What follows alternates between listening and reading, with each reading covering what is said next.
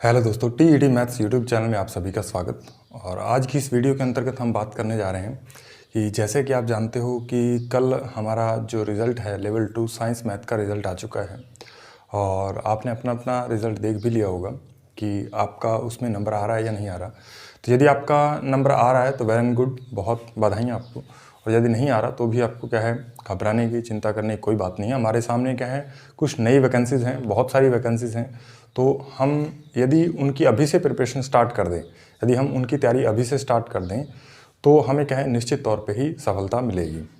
और जैसे कि मैंने एक टेलीग्राम पे एक EMRS वैकेंसीज़ की एक जो फाइल जो है, PDF फाइल जो है वो अपलोड की थी।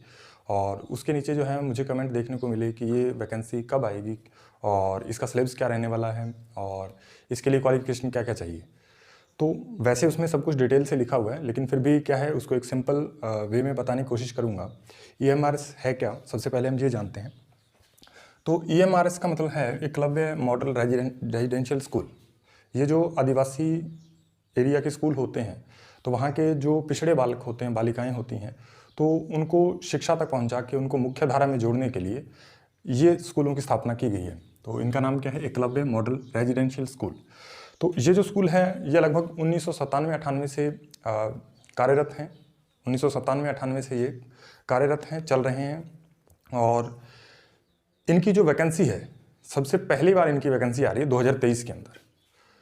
पहले ये स्कूल जो है, इनमें क्या है, टीचर जो स्कूल तो ये पहले से चल रहे थे 1997-98 से, लेकिन वहाँ पे जो टीचर थे वो कॉन्ट्रैक्ट बेस पे रखे हुए थे, या फिर आप कह सकते हो संविदा कर्मचारी। जैसे NVS KVS में रखे जाते हैं, KVS में भी क्या है, कॉन्ट्रैक्ट बेस पे टीचर रखे जाते हैं।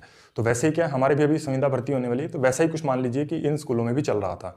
तो लेकिन दिक्कत कहाँ पे आती है कि इन ऐसे स्कूलों में सरकार का ये मानना है कि दिक्कत ये आती है कि जो कॉन्ट्रैक्ट बेस पे टीचर रख लिए जाते हैं वो अपना काम जो है उतना लगन से नहीं कर पाते, क्योंकि उनको लगता है कि हमें तो साल भर या महीना भर या 6 महीने या साल भर क्या हमें रहना है और उसके बाद तो हमें चला ही जाना है। हम तो कॉन्ट्रैक्ट बेस पे हैं, परमानेंट तो है नहीं। तो इस वजह से क्या है, कहीं ना कहीं मानसिक तनाव भी रहता है टीचर का। टीचर जब पढ़ा रहा होता है तो मानसिक तनाव भी रहता है कि हो सकता है कब भी मैं इसी से इस स्कूल से निकाल दिया जाऊं। तो इस वजह से क्या है, वो अपना काम जो है पूरी ईमानदारी से नहीं कर सकते। तो इसलिए क्या है, इस बार क्या है, 2023 के अंदर इन स्कूलों में एक क्या है, परमानेंट भर्ती होने जा रही है। तो वो क्या है, उसके अंदर आप देखोगे तो 23 तरह की पोस्टें दे रखी हैं। जो मैंने नोटिफिकेशन टेलीग्राम पे अपलोड किया है उसमें आप देखोगे 23 तरह की पोस्टें आपके पास हैं। उन 23 तरह की पोस्टों में प्रिंसिपल है, वॉइस प्रिंसिपल है, लैब अटेंडेंट है और भी बहुत सारी पोस्टें हैं। तो यहाँ पे क्या है, आपको ये बात ध्यान रखनी कि अभी ये जो स्कूल EMRS स्कूल हैं, ये अभी हमारे पास जो टोटल स्कूलों की संख्या है वो 740 है। 740। तो ये क्या है, सेंट्रल गवर्नमेंट द्वारा, इंडिया गवर्नमेंट द्वारा ये स्कूल जो है वो चलाए जाते हैं। जैसे अभी हमारे क्या है, 2 तरह के स्कूल होते हैं, एक तो सेंट्रल गवर्नमेंट के और एक जो स्टेट गवर्नमेंट जिन्हें स्कूलों को देख रेख करती है, चलाती है, या जो भर्तियां स्टेट गवर्नमेंट अपनी तरफ से भी कर सकती है। लेकिन इसकी जो है वो इंडिया गवर्नमेंट की तरफ से ये स्कूल संचालित हैं, तो भर्ती भी उन्हीं की तरफ से ही की जाएगी। तो इसमें क्या है, हमारे पास 23 तरह की पोस्टें हैं अलग अलग। उसमें क्या है, बाकी सभी पोस्टों के अंदर स्टूडेंट जो हैं बहुत कम रहते हैं, कैंडिडेट बहुत कम होते हैं। तो इसलिए क्या है, हम ज़्यादातर 2 ही पोस्टों में बात करेंगे, तो PGT की, एक TGT की। तो ये 2 पोस्टों के बारे में हम बात करने वाले हैं। तो यहाँ पे क्या है, PGT की पोस्ट के लिए हम बात करें तो सबसे पहले हमें देखना है कि इसके लिए एज क्राइटेरिया क्या है। एज जो अपर लिमिट यहाँ पे बता रखी है, अपर लिमिट जो है एज, यानी मैक्सिमम एज जो है 35 साल हो सकती है किसी भी कैंडिडेट की। और वैसे ही क्या है, TGT के लिए भी वैसे ही है, 35 साल ही है। उसके लिए PGT के लिए क्वालिफिकेशन क्या चाहिए, तो मास्टर डिग्री चाहिए। जिस भी आप सब्जेक्ट में PGT का टीचर बनना चाहते हो, पोस्ट ग्रेजुएट टीचर, यानी ये फर्स्ट ग्रेड की तरह होता है। और ये TGT ट्रेंड ग्रेजुएट टीचर, यानी ये सेकंड ग्रेड की तरह होता है। और यहाँ पे आप देखोगे तो PGT के अंदर आपको चाहिए एक तो मास्टर डिग्री, यानी आपने यदि BA की है तो उसके बाद आपने MA वगैरह की होगी, या फिर आपके पास यदि मैथ साइंस में आप हो तो MSc आप करते हो किसी भी सब्जेक्ट से। तो आप जिस भी सब्जेक्ट से टीचर बनना चाहते हो उसके लिए आपको क्या है, उसमें PG होना पड़ेगा। पोस्ट ग्रेजुएशन होनी चाहिए आपके पास, यानी मास्टर डिग्री और प्लस B.Ed होनी चाहिए।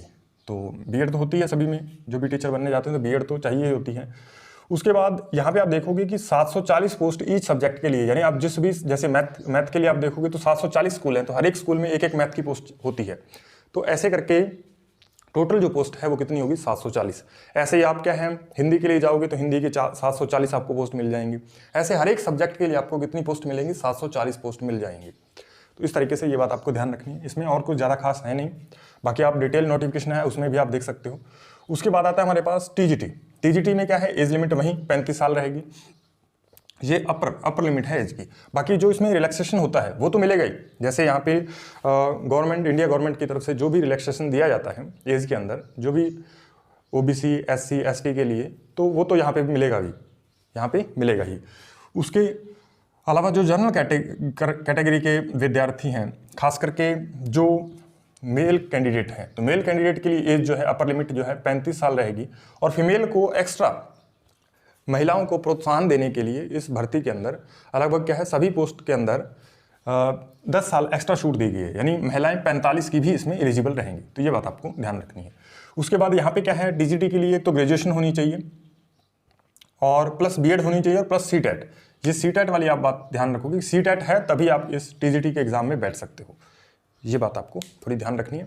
सीटेट जो कि सेंट्रल गवर्नमेंट द्वारा यानी सीबीएसई द्वारा ये एग्ज़ाम करवाया जाता है, और सीटेट का एग्ज़ाम यदि आपने दे रखा है तो वेल एंड गुड, नहीं तो अभी वैकेंसी आई थी और उसका एग्ज़ाम भी अभी शायद अगले महीने है, तो उसका यदि आपने फॉर्म फिल कर दिया है तो उसे आप एग्ज़ाम इसकी थोड़ी प्रिपरेशन करके आप इसे क्या आसानी से क्वालिफाई कर सकते हो, और उसके बाद आप इस एग्ज़ाम में बैठोगे, कोई दिक्कत नहीं आने वाली।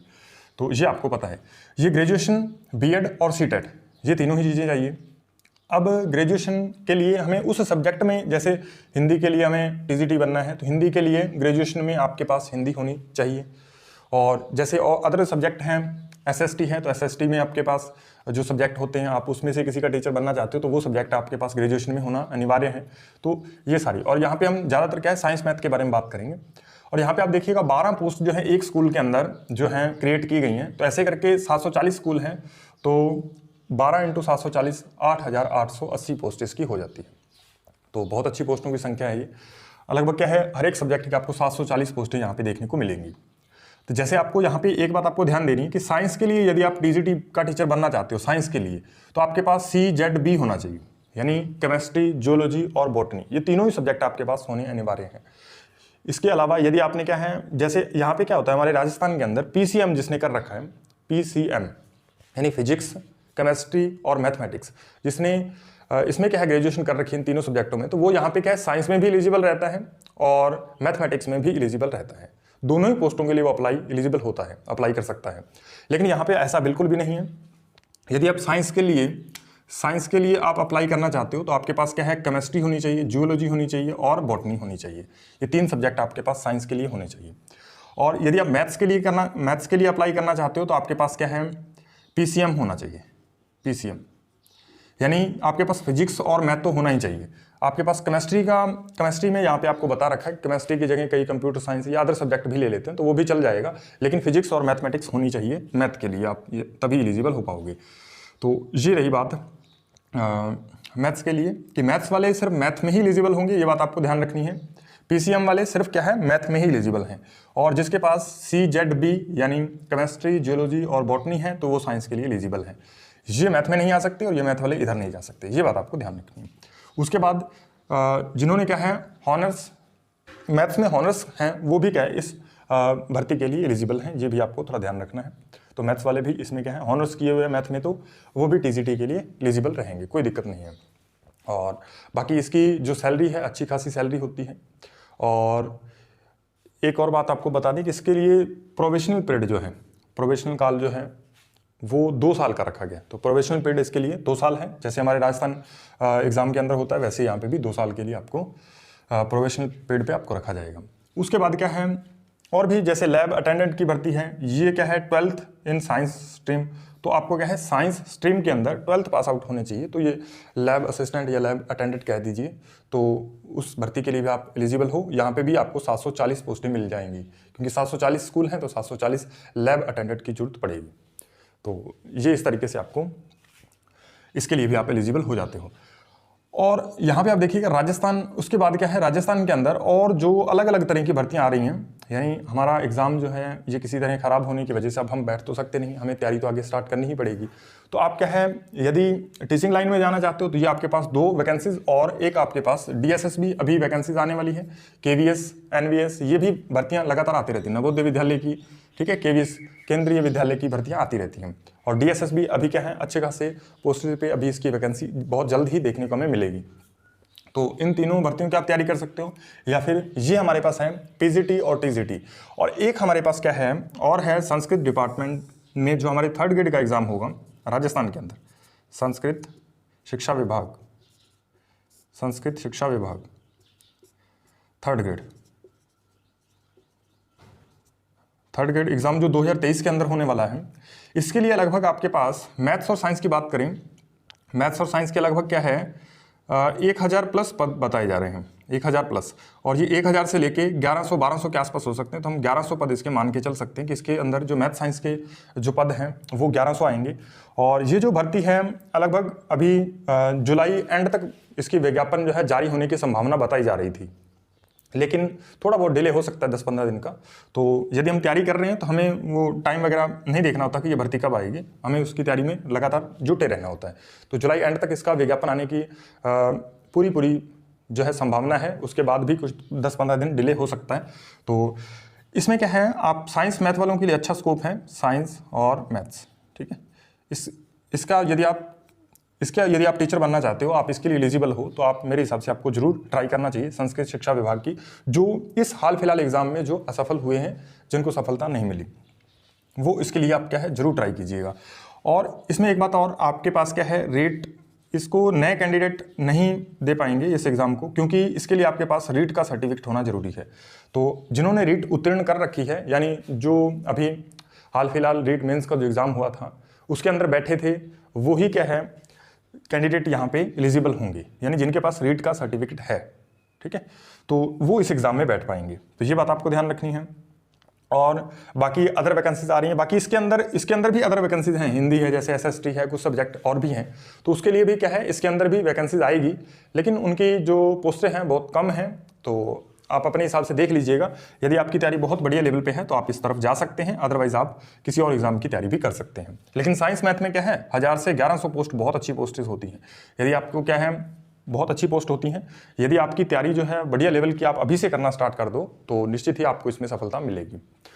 और नेक्स्ट है हमारे पास कि राजस्थान के अंदर एक भर्ती है राजस्थान पटवारी, जिसके अंदर अभी क्या है इसका कोई नोटिफिकेशन तो नहीं आया, लेकिन एक अखबार के अंदर हमने न्यूज पढ़ी थी कि लगभग 3000 के आसपास 2998 पदों पर क्या है भर्ती करवाए जाने की जो मांग की गई है या करवाई जाएगी आगे आने वाले दिनों में। तो ये आपको ध्यान रखना कि ये अभी तो लगभग 3000 पद बताए गए, क्योंकि नए जिले बनाए गए हैं, तो उसमें ये पद तो भरे जाने स्वाभाविक हैं। और ये 3000 से 4000 पद 3000 तो हैं, ये पद जो है लगभग 4000 से 4500 पदों के आसपास ये भर्ती मेरे हिसाब से जब तक इसका नोटिफिकेशन आएगा तो 4500 पद के आसपास इसके पद हो जाने चाहिए। तो ये भी एक बहुत अच्छा मौका है, राजस्थान पटवारी का एग्ज़ाम आने वाला है, 4500 के आसपास इसके पोस्टें आपको देखने को मिल सकती हैं। नहीं तो 4000 तो आप श्योर ही मान के चलिए कि 4000 पोस्ट तो होने वाली है इसके अंदर। तो इसके लिए आपको अभी तक क्या है, इसके लिए सीईटी जरूरी है या नहीं, तो आपके लिए इसके लिए बता दूं कि अभी तक जो सीईटी का जो कैलेंडर जारी किया गया था, जो भी उसके अंदर भर्तियां होने वाली हैं, तो इसके लिए सीईटी राजस्थान पटवारी ये जो भर्ती है ये 2998 पदों की, तो सीईटी के बारे में इसमें कोई भी चर्चा नहीं की गई। यानी अभी तक ये भर्ती जो है राजस्थान पटवारी अभी तक ये सीईटी के अंदर शामिल नहीं है, क्योंकि एक और पटवारी भर्ती होती है वो तो शामिल कर रखी है उसमें, लेकिन ये जो है राजस्व विभाग की है, और ये राजस्व विभाग की भर्ती अभी उसके अंदर जो है सीधे उस कैलेंडर में नहीं बताई गई है। तो इसमें हो सकता है कि आगे आने वाले दिनों में इसे शामिल कर भी लिया जाए, लेकिन हाल फिलहाल के दिनों में ये सीईटी इसके लिए जरूरी नहीं है। उसके बाद और किस किस एग्जाम के लिए सीईटी जरूरी नहीं है, तो वो महिला एएसआई का एग्ज़ाम है, या आरएएसए का एग्ज़ाम है, संगणक का एग्ज़ाम है, कृषि पर्यवेक्षक है, और लैब टेक्नीशियन है, रेडियोग्राफर हैं। ये दोनों लगभग 10th पास आउट के लिए ये भर्तियाँ होती हैं, और इसके लिए शायद डिप्लोमा भी चाहिए होता है, तो वो देख लीजिएगा इसका डिटेल नोटिफिकेशन आप। और एसआई की भर्ती और आरएसी और आरआईएसएफ ये भी 10th बेस की भर्ती है। और ये लैब असिस्टेंट की वैकेंसीज भी आपको देखने को मिलेगी। लैब असिस्टेंट की भी अच्छी खासी वैकेंसीज आती हैं, और ये भी आपको बहुत जल्द जो है इसकी वैकेंसीज देखने को आपको मिल सकती है। तो इस तरीके से क्या है, आप राजस्थान के अंदर इन एग्जाम की आप तैयारी कर सकते हो। इसके अलावा यदि आप सीईटी हो तो सीईटी का जो कैलेंडर जारी किया गया था उसमें जो भर्तियां आ रही हैं, तो वो तो आप उसकी प्रिपरेशन तो कर ही सकते हो। और ये सीईटी के अलावा है, और ये हमने देखा ईएमआरएस, यदि आप टीचिंग लाइन में जाना चाहते हो तो ये आपके पास अच्छा खासा स्कोप है। बाकी इसकी जो है हमने क्या है ईएमआरएस जो डिटेल इसका नोटिफिकेशन है वो हमने क्या है अपने टेलीग्राम चैनल पे अपलोड कर दिया गया है। और यदि आपने क्या है हमारा टेलीग्राम चैनल जो है ज्वाइन नहीं किया, तो आपको क्या करना है, जो इस वीडियो के नीचे डिस्क्रिप्शन है उसमें जाना है, वहाँ पे आपको टेलीग्राम चैनल का लिंक मिल जाएगा, उस पर क्लिक करके टेलीग्राम चैनल जो है ज्वाइन कर लेना है। समय समय पे छोटी मोटी जो न्यूज़ होती हैं अलग अलग भर्तियों से जुड़ी हुई, तो वहाँ पे डिस्कस हम करते रहते हैं। और वहाँ पे आपका कोई छोटा मोटा क्वेश्चन होता है तो उसको भी हम देख लेते हैं, इन भर्तियों से रिलेटेड या फिर और कहाँ से हमें पढ़ना चाहिए, आगे आने वाली भर्तियों के लिए कौन सी बुक्स पढ़ें, ये सारी चीज़ें हम वहाँ पे देखते हैं। और अब आपको एक बात और ध्यान रखनी है कि ये जो भर्ती EMRS की है, इसके लिए अभी कोई भी सिलेबस जो है वो फिक्स नहीं है, सिलेबस जो है फिक्स नहीं है, क्योंकि ये जो अभी क्या है, ये 1997-98 से स्कूल तो चल रहे हैं, लेकिन अभी इसका जो रूल्स जो हैं, इसके लिए भर्ती किस तरीके से करवाई जाएगी, उसके लिए एज लिमिट क्या रहेगी, और भी जो भी रूल हैं, तो वो सारे रूल अभी बनाए गए हैं। तो ये जो रूल्स बनाए गए हैं और जो पोस्टें हैं जो क्रिएट की गई हैं, ये उनका नोटिफिकेशन है। अभी इसके बारे में, सिलेबस के बारे में कोई इस नोटिफिकेशन में चर्चा नहीं है, और ना ही क्या है इसका एग्ज़ाम कब कंडक्ट करवाया जाएगा, उसके बारे में भी अभी कोई इसके बारे में हमें न्यूज़ नहीं मिली है। और एक बात आपको और ध्यान रखनी कि इसका सिलेबस जो है, लगभग आप देखोगे तो ये इंडिया गवर्नमेंट के स्कूल हैं, तो इसमें जो सिलेबस है वो NVS KVS का जो सिलेबस होता है TGT PGT का, लगभग वही सिलेबस यहाँ पे रहने की संभावना 99% यहाँ पे रहेगी। ये वाला जो NVS और KVS का जो सिलेबस है, लगभग वही सिलेबस आपको यहाँ पे देखने को मिलेगा TGT PGT के अंदर। तो इस तरीके से क्या है, आप यदि अभी से तैयारी स्टार्ट करना चाहते हो तो NVS या KVS का आप सिलेबस जो है लेकर के वहीं से जो टॉपिक दे रखे हैं आप उनको अच्छे से कवर अप करना स्टार्ट कर दीजिए। और तब आप क्या है, इस भर्ती के लिए आपका सिलेबस जो आप देखोगे बहुत हद तक आपका सिलेबस जो तैयार हो चुका होगा। थोड़ा बहुत चेंज भी होता है, तो वो बहुत क्या है छोटा चेंज होगा, उसको आप कम समय में भी आप क्या है कर पाओगे।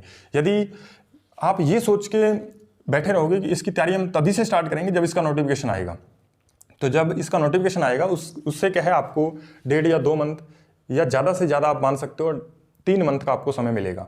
और आप जानते हो कि इतने कम समय के अंदर जो NVS या KVS का उस तरीके का सिलेबस यदि हमें दे दिया जाता है तो आप तैयारी नहीं कर सकते, क्योंकि वो सिलेबस बहुत ज़्यादा कॉम्प्लिकेटेड होता है, जटिल होता है थोड़ा, तो उसके लिए हमें कम से कम 6 महीने का समय चाहिए होता है। तो यदि आप इसमें जाना चाहते हो तो आपको क्या है अभी से इसकी तैयारी जो है वो स्टार्ट कर देनी चाहिए। और जिसने अभी क्या है हाल फिलहाल में 2nd ग्रेड का 1st ग्रेड का एग्ज़ाम दिया है किसी भी सब्जेक्ट से, तो उसके लिए तो बहुत सुनहरा मौका है कि उसको वही चीज़ें जो है रिपीट करनी है PGT और TGT के लिए, तो इस स्कूल में भी वो एलिजिबल हो जाएगा।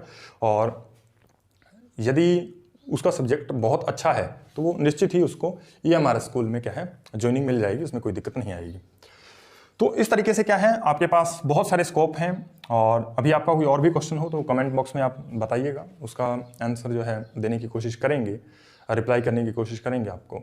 और बाकी आपको क्या है खाली बैठना नहीं है। यदि आपका सिलेक्शन हो रहा है तो बहुत बढ़िया है, और यदि आपका सिलेक्शन किसी वजह से रुक गया, नहीं हुआ, तो तब आपको क्या करना है, इनमें से किसी एक वैकेंसीज को पकड़ करके आपको तैयारी करनी है, और उसकी तैयारी आपको अभी से स्टार्ट कर देनी होगी। यदि आप लेट करते जाओगे तो आप क्या है बहुत लेट हो जाओगे, और फिर उतना समय नहीं बचेगा। आप इन भर्तियों को आप अपने हाथ से ऐसे जैसे रेत फिसलती है उस तरीके से आप फिसलते हुए देखते रहोगे। तो इस तरीके से क्या है ये भर्तियों की हमें तैयारी अभी से स्टार्ट कर देनी है। और इसके लिए अभी कोई एजेंसी भी हायर नहीं की गई, इसका सिलेबस तभी आएगा जब इसके लिए कोई एग्ज़ाम कौन सी एजेंसी लेगी ये फाइनल हो पाएगा। ठीक है, तो अभी इसके लिए एजेंसी जो है वो पता ही नहीं है कि एजेंसी इसका कौन सी एजेंसी इसका एग्ज़ाम करवाएगी। ठीक है, वैसे हो सकता है इसका एग्ज़ाम जो है NTA करवाए, नेशनल टेस्टिंग एजेंसी, ये भी करवा सकती है। इसके अलावा अदर भी एजेंसी हो सकती है कोई भी। तो इस तरीके से वही एजेंसी फिर क्या है इसका सिलेबस फिक्स करेगी, और फिर उसके जब नोटिफिकेशन आएगा, विज्ञापन आएगा, तो उसके साथ इसका सिलेबस भी आएगा। लेकिन अभी इसका नोटिफिकेशन जारी अभी नहीं हुआ है।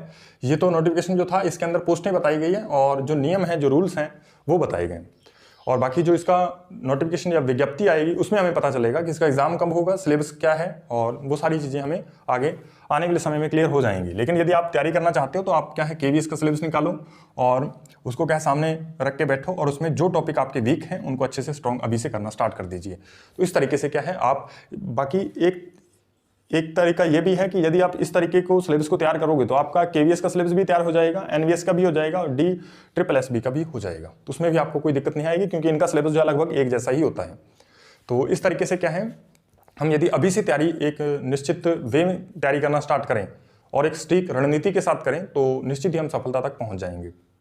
और बस यही इस वीडियो में आपको यही बताना था कि पूछा जा रहा था सिलेबस इसका क्या रहेगा और ये एग्ज़ाम कब होने वाला है और इसमें क्वालिफिकेशन क्या क्या चाहिए, और भी बाकी सब्जेक्ट के लिए भी हमने क्या है डिटेल इसका नोटिफिकेशन डाल दिया है। यदि आपने हमारा टेलीग्राम ज्वाइन नहीं किया है तो आप उसे ज्वाइन कर सकते हैं और वो नोटिफिकेशन भी वहाँ पे आपको मिल जाएगा।